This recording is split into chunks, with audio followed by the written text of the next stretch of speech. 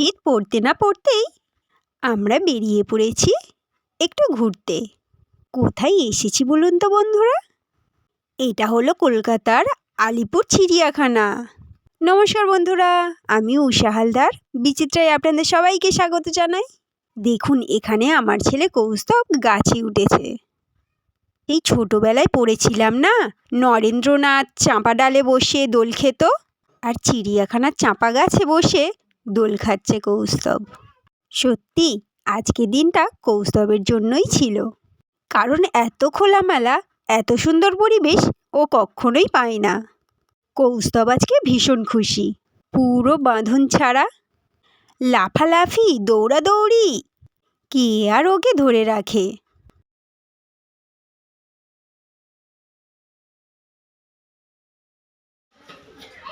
আর এই যে এখানে বাঘটাকে দেখুন, পুরো আমাদের সামনে থেকেই গেল।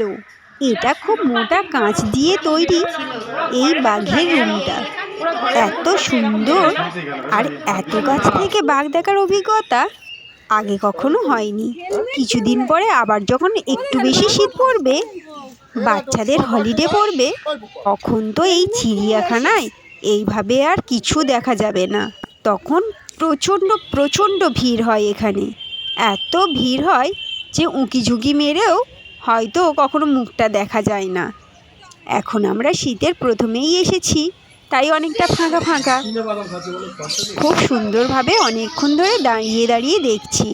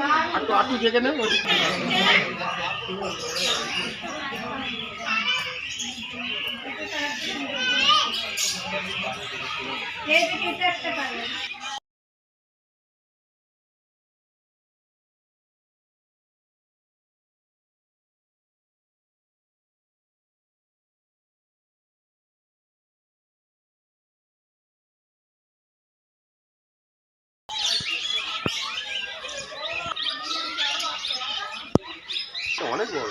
দেখ, দেখবি আয় মুন্ডু আর দেখবি কেমন করছে দেখ। কত বড় লেজ আছে? আরে আফ্রিকান লেজ আছে। হ্যাঁ, নিচে না দেখে আর কি সরে গেল ওকে এই উপরে একটা চলে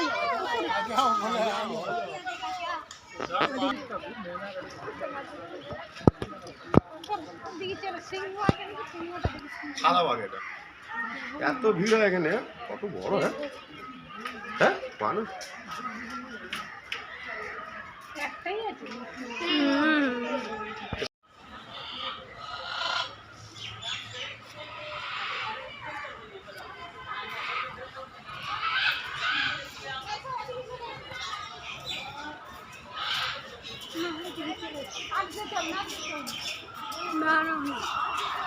দাঁড়াও না,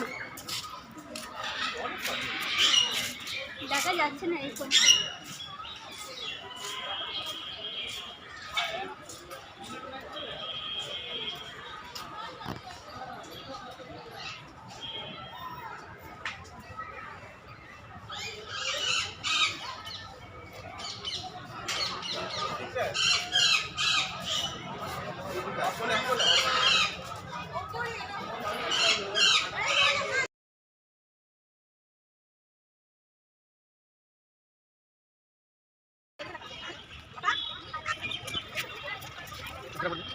একটা পাথর থেকে আসলে এরকম হয়েছে সব দৌড়াবে দেখি এখান থেকে রিয়েল না কি